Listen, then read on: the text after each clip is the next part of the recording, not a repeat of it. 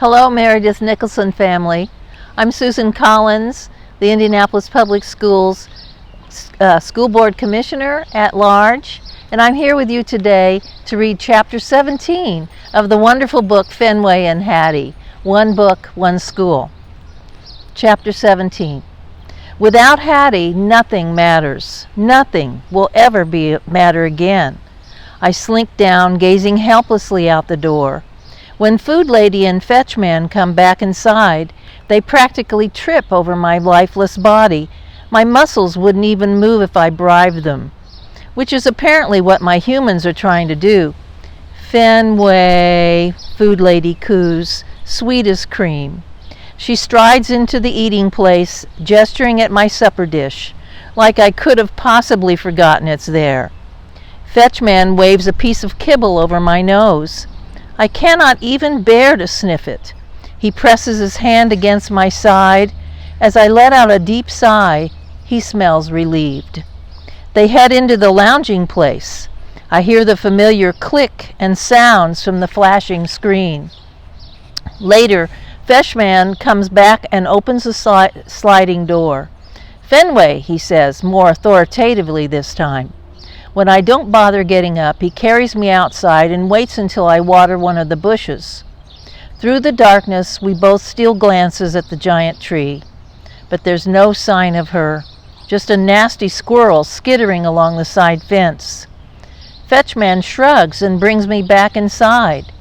When he closes the door, I press my nose into the screen, as if I'll suddenly see her climbing down the tree and running back to me.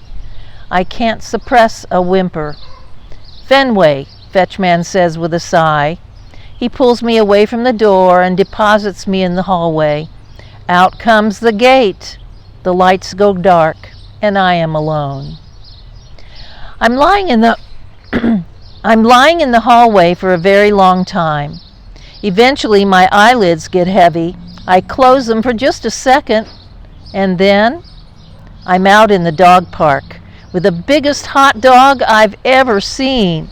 It's the size of our car, and it's glistening with hot doggy goodness, just waiting for me to race over and take a bite. Wowee, how did I get so lucky? I can't wait to sink my teeth into it. I go to chomp one end, but suddenly the whole hot dog disappears. Hey, where did it go? It's completely vanished. I'm searching for it everywhere when over at the fence I can see a flicker of pure horror. Squirrels! Lined up on the fence. More squirrels than I've ever seen. They're enormous. Gigantic. It's the scariest sight ever. One very fat, very nasty squirrel leads the pack. His belly is huge and bulging. His teeth are long and fang-like, dripping with squirrely saliva. I can't look at him without shuddering. He is the definition of evil. Chipper, chatter, squawk! The evil squirrel screeches. He scurries down into the dog park and the rest of the pack follows. They're invading! A dog park is for dogs. I open my mouth to frighten them away, but no sound comes out. What happened to my bark? I'm speechless. A dog park is for dogs. Pretty soon the dog park is completely packed with gigantic squirrels. But they're not teasing or taunting or daring me to chase them. They don't even notice me. What's up with that? Clearly, they have a plan. The evil squirrel scampers over to the giant tree. The others race after him. They shoot up the trunk and into the leafy trees. They headed for the squirrel house. A shiver runs from my snout to my tail. Hattie is up there. The evil squirrel bares his fangs. The others raise their claws. They're about to enter the house. Hattie's in danger. A squirrely face pops out of the little window, her eyes wide with fear. I know those eyes. It's Hattie. She's turned into a squirrel. I wince in horror, every hair on my coat shuddering with disgust. My sweet, lovely Hattie, My favorite short human of all has become one of my mortal enemies. I gaze out across the dog park. Hattie's eyes are full of terror. She's trapped. She's afraid. She needs me. Squirrel or no squirrel, she's still Hattie. I'll never stop loving her. Especially now that she's in trouble. Those gigantic squirrels have her surrounded. There's only one thing to do. I have to save her. There must be a way. If only I could bark. At least I can run.